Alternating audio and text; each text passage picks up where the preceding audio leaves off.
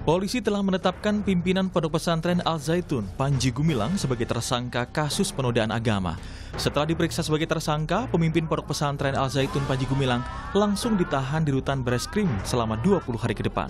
Status tersangka ditetapkan setelah dilakukan gelar perkara dan pemeriksaan Panji sebagai saksi.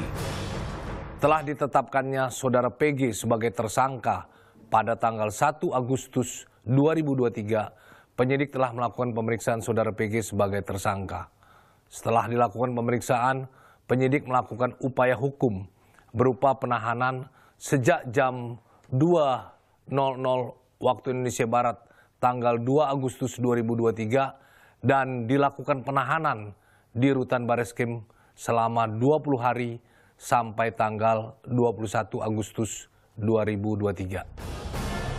Sementara penasihat hukum Panji Gumilang menyebut ada kriminalisasi dan politisasi dalam kasus Panji Gumilang ini.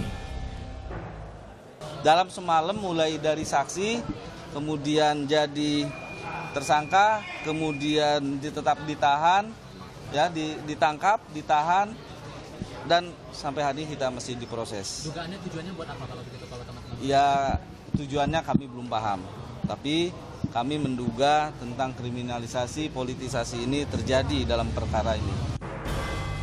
Menanggapi kasus ini, Menko Polhukam Mahfud MD mengatakan, Polri telah bekerja secara cepat dan cermat dalam pendalaman dugaan penodaan agama yang dilakukan Panji Gumilang dengan memanggil sejumlah ahli meski telah ditetapkan sebagai tersangka. Mahfud menyebut penanganan dan manajemen Ponpes Al Zaitun setelah penahanan Panji Gumilang akan dibahas pemerintah pusat bersama dengan pihak Gubernur Jawa Barat dalam waktu dekat. Manajemen Al Zaitun akan tetap berjalan meski Panji ditahan. Laboratorium forensiknya tentang ucapan-ucapan dia tuh asli apa diedit, kalau dipotong bagian mana yang dipotong kan ketahuan semua. Nah, dari situ kemudian dipanggil, tidak datang, kan tidak boleh dipaksa orang tidak datang sebelumnya. Baru datang kemarin langsung ditetapkan sebagai tersangka. Mengantisipasi untuk menjaga manajemen atau penyelenggaraan Pondok Pesantren Al Zaitun. Karena Pondok Pesantren Al Zaitun itu sebagai sebuah lembaga pendidikan pesantren, itu tidak ada masalah. Sehingga pemerintah memutuskan untuk menjamin kelangsungan pendidikan sesuai dengan hak-hak konstitusional para santri dan murid. Sebelumnya penetapan tersangka pada Panji Gumilang sudah berdasarkan gelar perkara dan pendalaman oleh penyidik. Setidaknya polisi telah memeriksa total 38 saksi dan 16 ahli pada perkara ini. Setelah Panji Gumilang ditetapkan sebagai tersangka, kegiatan belajar mengajar di Pondok Pesantren Al Zaitun, Kabupaten Indramayu, Jawa Barat, Rabu siang terpantau normal seperti biasa. Tim Liputan, Kompas TV.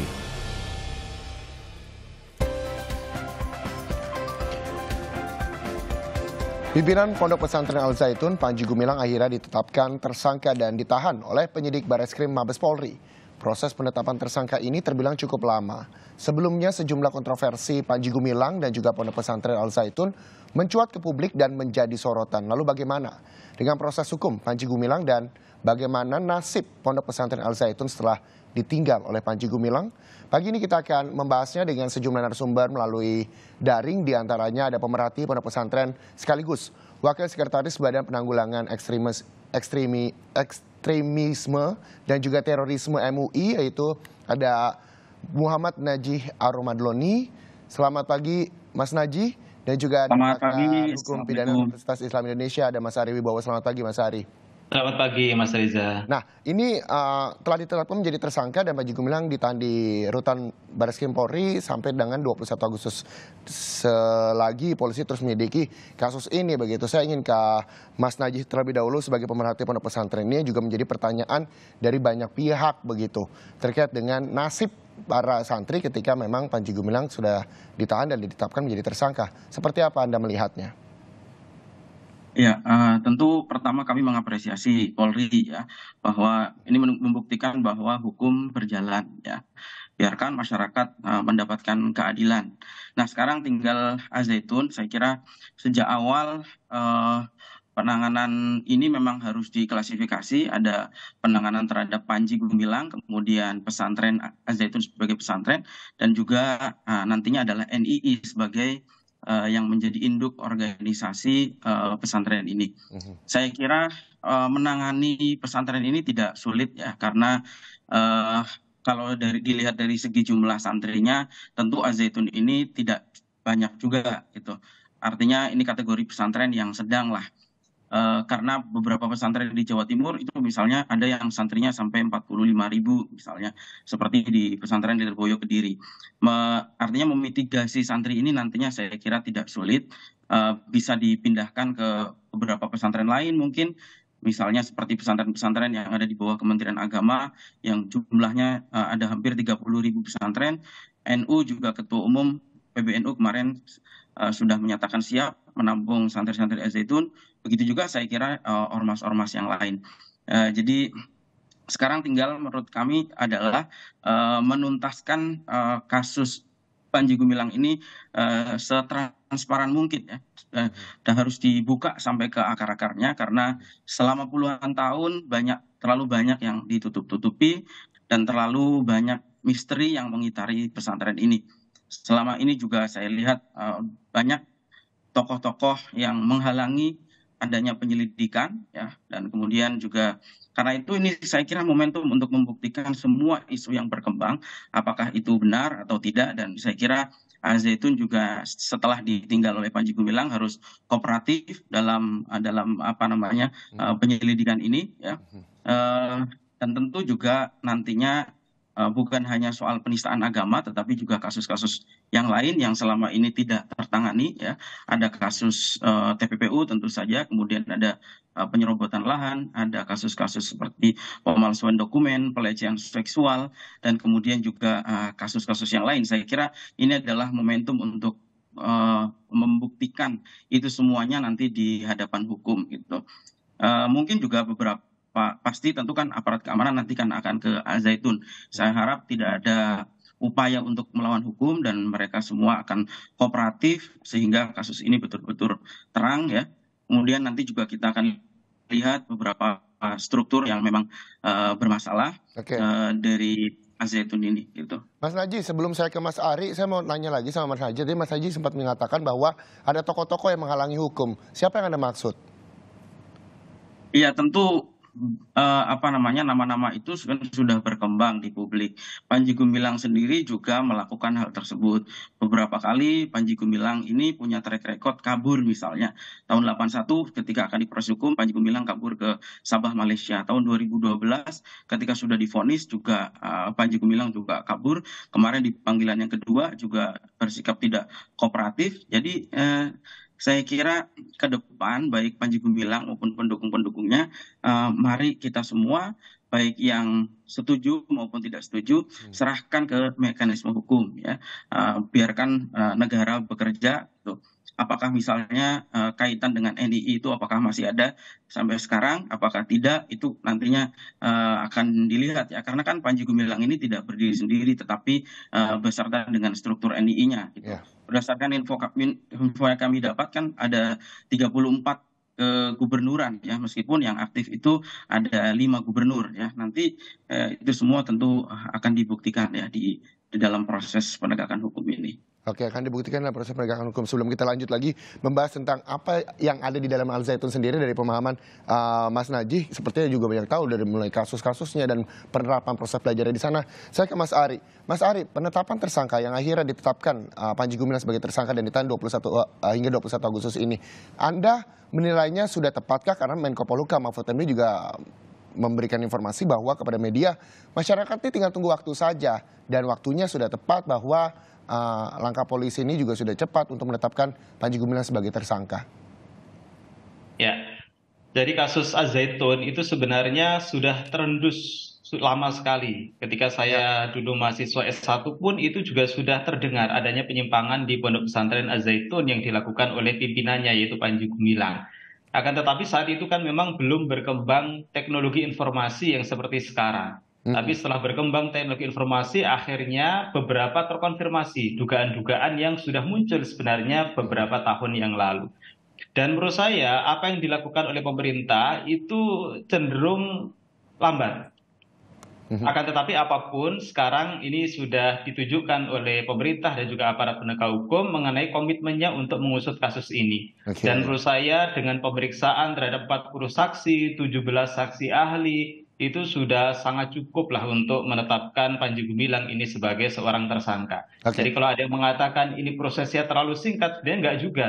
Banyak kasus yang saksinya diperiksa itu nggak sampai 40, nggak sampai 17 saksi ahli, tapi toh pun juga bisa ditetapkan sebagai tersangka. Iya, Mas Ari, tadi Mas Ari berbicara bahwa ini kasusnya dari saya satu begitu. Kalau misalnya kita membandingkan dengan kasus Salia Eden dan juga penetapan tersangka lain, Panji Gumilang ini termasuk ya cukup dibilang lama begitu ya, bahwa sejumlah kasusnya terciumnya juga dari tahun 1981 seperti tadi Mas Najih sampaikan. Apa yang membuat ini terlalu lama? Terlepas tadi Mas Ari menyampaikan bahwa ini sudah ada 40 saksi, 17 saksi ahli dihadirkan untuk pemeriksaan tersangka Panji Gumilang. Ya, ini yang juga saya kritik dari pemerintah yang sangat lamban ya.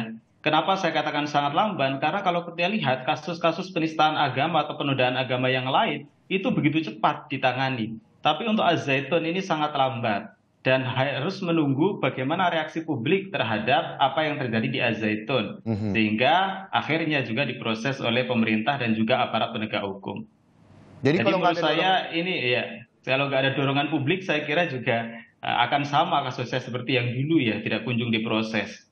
Oke, setelah diproses apa yang Anda lihat dari kasus penistaan agama dan juga ujaran kebencian ini dari pemeriksaan yang nantinya juga hari ini dilakukan oleh polisi? Ya, kalau saya lihat dari video-video yang beredar, ini sudah sangat kuat dugaan bahwa Panji Gumilang ini melakukan tindak pidana penodaan terhadap agama, sebagaimana yang diatur dalam pasal 156A KUHP. Yang pasal 156A ini sebenarnya adalah pasal yang baru yang dulu tidak ada di WVSNI. Karena ini merupakan satu delik yang ditujukan terhadap agama. Jadi agama inilah yang menjadi objek untuk dilindungi. Makanya disebut sebagai penodaan terhadap suatu agama. Beda dengan pasal 156 yang dilindungi adalah penganut agama. Tetapi kalau pasal 156A yang dilindungi adalah agama. Sehingga di sini yang perlu kita lihat adalah pernyataan-pernyataan Panji Gumilang ini apakah punya unsur penodaan atau penghinaan terhadap agama atau tidak. Beberapa pernyataan misalnya yang disampaikan oleh Panji Gumilang. Kalau Allah berbahasa Arab, susah nanti ketemu dengan orang Indramayu. Nggak ngerti, Gusti Allah nggak ngerti artinya. Itu kan merupakan salah satu bentuk penghinaan. Di dalam Islam, Allah itu Al-Alim, maha mengetahui. Tetapi dia mengatakan Allah nanti nggak ngerti bahasa Sunda. Dan penghinaan terhadap Tuhan ini dikenal sebagai blasfemi. Memang di dalam hukum Indonesia tidak secara eksplisit dilarang adanya penghinaan terhadap Tuhan. Akan tetapi ini masuk ke dalam kategori penghinaan terhadap agama. Karena Tuhan dengan agama ini merupakan suatu kesatuan. Tidak ada agama di dunia ini yang tidak ada Tuhan. Pasti ada yang dikultuskan. Oleh karenanya maka menurut saya ini sudah sangat kuat ya. Bahwa Panji Gumilang ini melakukan penodaan terhadap agama. Oke, yang juga menjadi pertanyaan publik dan juga para orang tua para santri adalah bagaimana dengan nasib para alumni, nasib para santri yang memang saat ini juga masih mengemban pendidikan dari pimpinan Pondok Pesantren Al-Zaitun yaitu Panji Gumilang. Tapi nanti kita akan tanya ke pemerhati Pondok Pesantren. Usai jeda, saudara tetaplah bersama kami di Sapa Indonesia Pagi. Masih di Sapa Indonesia Pagi, saudara, kita masih bergabung bersama sejumlah narasumber yaitu pemerhati Pondok Pesantren sekaligus Wakil Sekretaris Badan Penanggulangan Ekstremisme dan juga Terorisme MUI, Mas Najih, dan juga pakar hukum pidana Universitas Islam Indonesia, Mas Ari. Mas Najih, saya ingin ke Mas Najih. Ini kan ada sejumlah alumni dan juga santri yang masih mengenyam pendidikan di Ponpes Al-Zaitun.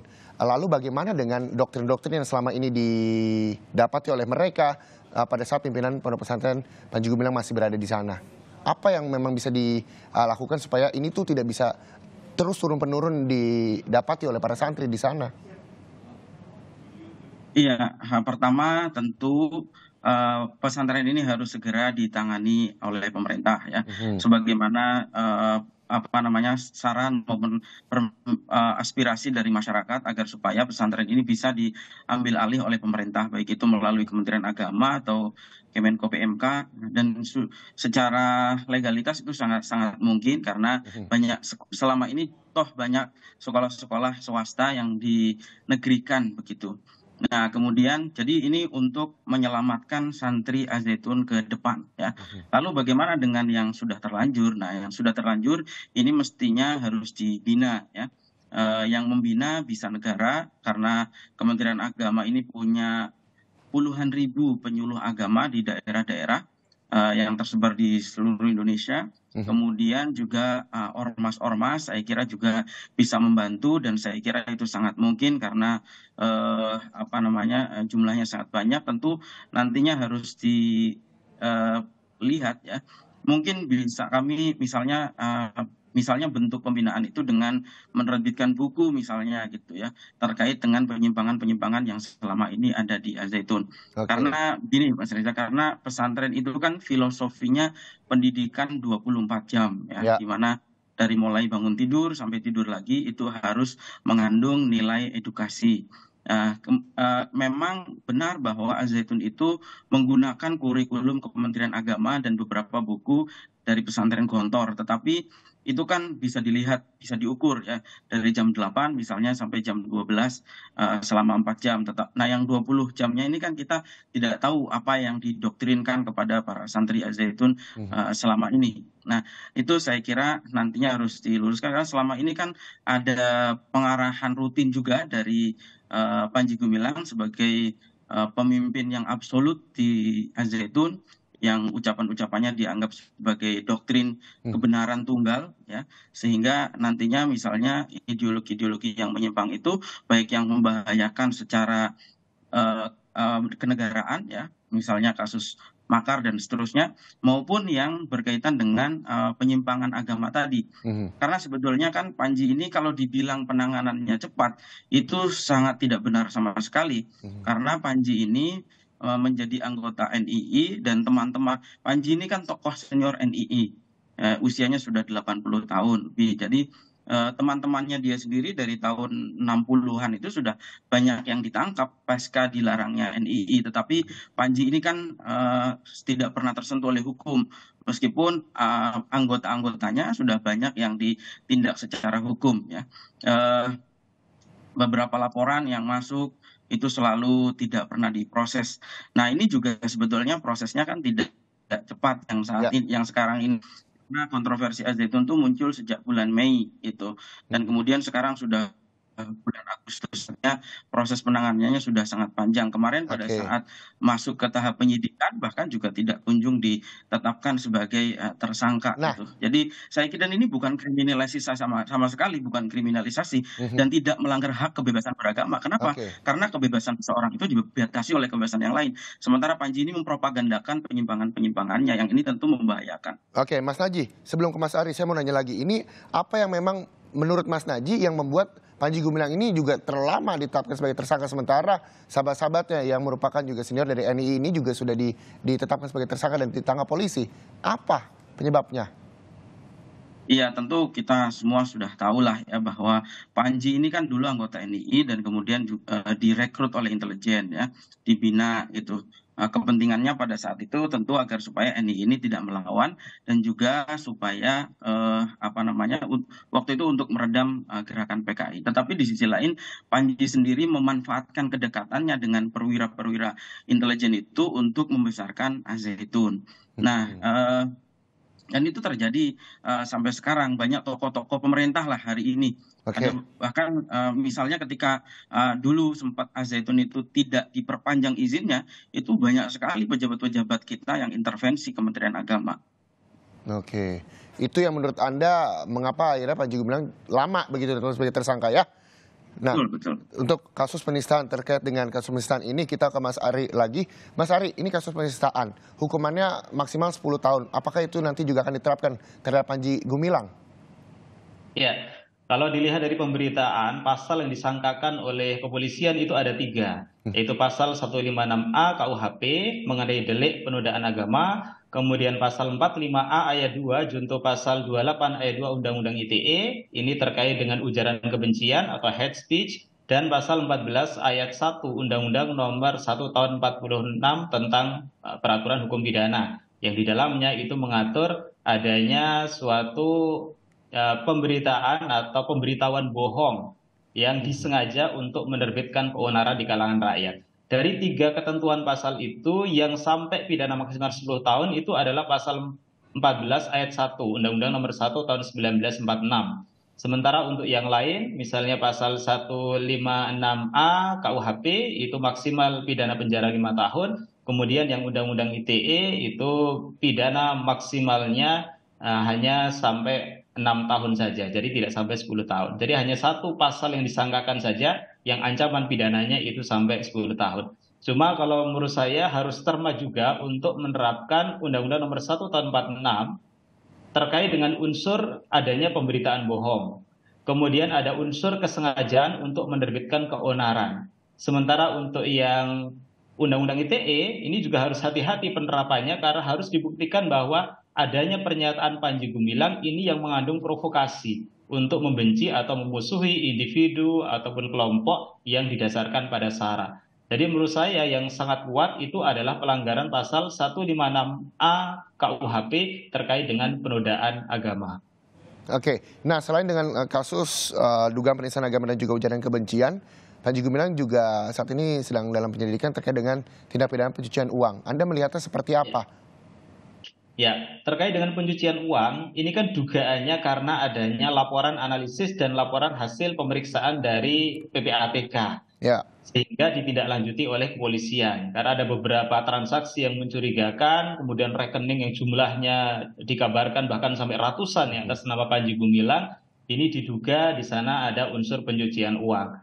Sehingga kalau ini memang terbukti ada pencucian uang, tentunya yang terlibat bukan hanya Panji Gumilang. Karena Al-Zaitun ini kan di bawah yayasan. Sehingga nanti yang terlibat di sana kemungkinan itu bukan hanya seorang saja, tapi juga pengurus yayasan yang bersangkutan. Tapi kita tunggu saja hasil pemeriksaan dari kepolisian terkait dengan hal ini. Kemungkinan-kemungkinan itu bisa juga terjadi seperti Mas Ari katakan. Apakah ini juga memungkinkan jika memang para alumni misalnya atau para santri yang memang terdapat aliran dana nantinya dari Panji Gumilang terkait dengan pemeriksaan TPPU ini juga akan tersangkut?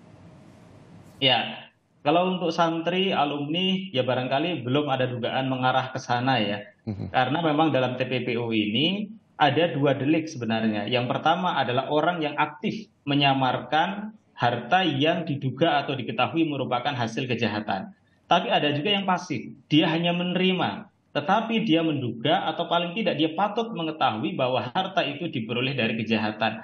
Jadi kemungkinan yang melakukan ini adalah orang-orang yang ada di pengurusan yayasan ataupun di pondok pesantren Al-Zaitun itu. Jadi kemungkinan untuk santri dan alumni untuk sampai saat ini ya mungkin belum ada dugaan yang mengarah sampai ke sana. Oke, berarti kita tinggal menunggu aja proses yang akan dilakukan polisi begitu Mas Ari ya. Saya kembali ke Mas Naji. Mas Naji, kita tahu bahwa Menko Polhukam Mahfud MD menyatakan bahwa nantinya beliau akan memanggil dan melakukan koordinasi terkait dengan pendidikan para santri di Al-Zaitun dengan Gubernur Jawa Barat, terus juga Kemenak, Kemendagri, Kemenkumham, dan ini juga akan segera dirapatkan untuk mengambil alih Al-Zaitun. Terlepas dari itu, Mas Naji, dari sepengetahuan Mas Naji, sebenarnya metode pembelajaran seperti apa sih di sana? Apalagi juga di media sosial ini beredar foto-foto para santri begitu Al-Zaitun yang menurut banyak orang kok begini ya. Nah, Anda melihatnya seperti apa? Iya, tentu pembinaan ini memang harus melibatkan pemerintah daerah ya, karena untuk sekolah sekarang ini kan terjadi otonomi sekolah ya. Kalau untuk tingkat SMP sederajat itu kan di bawah pemerintah daerah kota atau kabupaten, sementara untuk tingkat SMA dan MA itu berada di tingkat pemerintah provinsi gitu. Jadi memang ini semua harus melibatkan semua pihak, saya kira, baik itu pemerintah daerah maupun juga tokoh-tokoh masyarakat yang ada di sana, karena selama ini kan Al-Zaitun ini menjadi pesantren yang tertutup ya, padahal tentu salah satu pesantren yang direkomendasikan adalah pesantren yang memang terbuka dengan masyarakatnya gitu. Nah, saya kira itu ya, memang setelah pasca penangkapan Panji ini tentu memang PR-nya adalah bagaimana segera membereskan Al-Zaitun sehingga persoalan ini tidak berlarut-larut, karena persoalan ini kan sebetulnya sudah 30 tahun tidak tertangani ya, tidak tertangani dengan baik dan tentu harus serius, tidak seperti yang dulu-dulu yang penanganannya hit and run. Jadi memang harus secara serius persoalan ini sampai tuntas, bahkan bukan hanya tentang Al-Zaitun, tapi juga harus dikupas bagaimana sampai ke NII. Karena NII ini adalah organisasi induk teror yang ada di Indonesia, tetapi sampai hari ini masih belum dilarang, sehingga ini juga saya kira harus ditangani di Kemenko Polhukam bagaimana menetapkan NII ini sebagai DTT-OT. Gitu.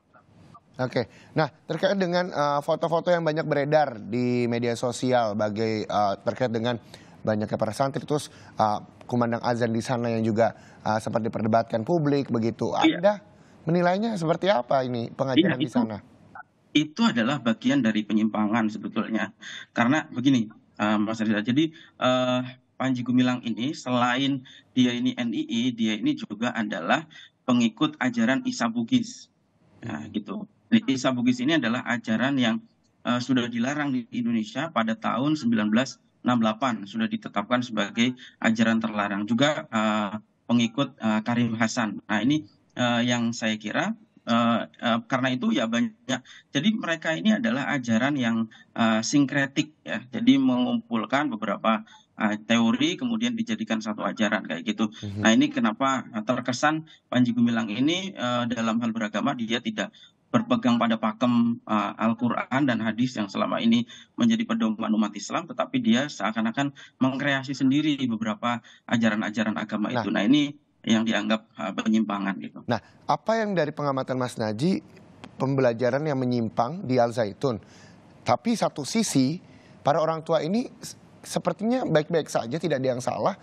Apa yang karena banyak yang tidak tahu, karena banyak yang tidak tahu bahwa Al-Zaitun ini menyimpang. Kan Al-Zaitun ini kan contoh kasusnya singkat saja, Mas Naji. Ya, contoh misalnya yang sederhana di luar persoalan agama adalah propaganda bahwa Al-Zaitun itu menciptakan kemandirian pangan. Padahal berdasarkan penuturan beberapa wali santri, anak-anak mereka di Al-Zaitun itu kekurangan gizi. Gitu. Nah, ini contoh aja salah satu hal yang hal yang menyesatkan lah gitu. Wali santri awalnya mengira ini pondok yang sangat mewah, terbesar di Asia Tenggara, kemudian menciptakan kemandirian ekonomi dan seterusnya. Tetapi ternyata saya dialog dengan beberapa alumni yang ada di sana, misalnya mereka mengatakan hanya dikasih ikan blender misalnya. Ikan blender itu maksudnya sudah tidak ada dagingnya, tetapi hanya kuah-kuah itu sama nasi misalnya, sehingga para santri banyak mengalami kekurangan gizi. Saya kira itu salah satu yang mitos tentang Al-Zaitun yang ternyata mitos kebesaran Al-Zaitun yang ternyata tidak benar. Oke, mitos kebesaran Al-Zaitun yang ternyata tidak benar menurut Mas Naji. Mas Ari, mendengar pernyataan dari Mas Naji, ini pesantren begitu tertutup hingga orang tua bahkan banyak tidak tahu informasi di sana. Ada sanksi hukumnya nggak sih Mas Naji ketika memang ada pelaporan tersebut? Iya. Memang kenapa ini baru terendus di publik karena tertutupnya pesantren Al-Zaitun itu. Nah, sekarang karena memang perkembangan teknologi informasi yang sedemikian rupa, maka begitu mudahnya suatu aktivitas tertentu akan menjadi viral. Nah, disinilah akhirnya mengebuka ke publik, maka akhirnya kemudian diproses secara cepat oleh aparat penegak hukum karena ini sudah menjadi konsen dari publik. Ya, jadi fokusnya memang ke pasal 156A ya terkait dengan penodaan agama yang sekarang ini sudah banyak terkonfirmasi dari pernyataan-pernyataan Panji Gumilang yang masuk ke publik. Kemudian untuk TPPU ini juga nanti kan harus ada predicate crime-nya, harus ada predicate offense-nya, harus ada tindak pidana yang mendahului. Jadi tidak serta-merta kemudian bisa terjadi TPPU. Karena TPPU itu kan penyamaran dari harta yang diduga atau diketahui merupakan hasil dari tindak pidana atau kejahatan. Jadi kejahatannya apa, dengan nanti harus juga jelas, baru kemudian sekalipun ya predicate crime-nya ini tidak harus dibuktikan terlebih dahulu. Oke, dari pemeriksaan terakhir ke Mas Ari, dari pemeriksaan Panji Gumilang yang masih berlangsung hingga kini di Barreskrim, ke depan nantinya apa yang nanti pasal apa yang memang bisa disangkakan oleh Panji Gumilang dan berapa masa tahanannya menurut pandangan Anda, Mas Ari? Ya, kalau tadi saya cermati ya dari video-video yang beredar itu yang kuat adalah pasal 156A yang ancaman pidananya itu maksimal pidana penjara 5 tahun. Nah, ini kan kasusnya sudah diproses dulu. Tapi nanti kalau memang ada dugaan kuat sudah sampai mengarah kepada adanya sangkaan melakukan TPPU, maka perkaranya bisa di-split. Jadi perkara yang satu itu ada perkara penodaan agama, kemudian yang satunya itu perkara TPPU. Ini teknik yang sudah biasa digunakan ya terkait dengan splitting. Kalau memang beberapa tindak pidana yang dilakukan oleh seseorang. Oke, Mas Haji, terakhir, pesan apa yang bisa Mas Haji sampaikan kepada para orang tua santri yang ada di Al Zaitun dan juga mungkin para alumni yang sudah mendapatkan doktrin dari pimpinan Pondok Pesantren Al Zaitun Panji Gumilang? Apa yang bisa Anda sampaikan? Ya, mungkin karena kasus ini mungkin awalnya belum banyak yang tahu. Jadi saya kira para santri, wali santri dan kemudian alumni bisa mendiskusikan dengan persoalan yang saat ini ada itu dengan tokoh-tokoh agama yang moderat begitu ya. Kemudian bisa menanyakan apakah itu nantinya bisa apakah itu misalnya dilakukan pembinaan tentu saja ya, kemudian juga mengevaluasi bagi para calon wali santri agar supaya tidak lagi memesantrenkan anaknya ke Al Zaitun. Masih banyak pilihan, saya kira ada puluhan ribu pesantren yang ada di Indonesia ini sehingga tidak lagi ada yang menjadi korban ya dari Al Zaitun ini. Baik, terima kasih sekali lagi Mas Naji dan juga Mas Ari Wibowo atas waktunya bersama Sapa Indonesia Pagi. Kita berharap bahwa langkah pemerintah untuk mengambil alih Al Zaitun yang segera akan dikoordinasikan baik dengan Gubernur Jawa Barat, terus juga Kemenak, Kemendagri, Kemenkumham bisa berjalan dengan lancar dan pemeriksaan Panji Gumilang juga bisa disaksikan oleh masyarakat melalui media, televisi khususnya. Ini juga bisa secara terbuka dan juga secara profesional dilakukan oleh pihak kepolisian. Terima kasih sekali lagi para narasumber kami yang telah hadir di Sapa Indonesia Pagi hari ini.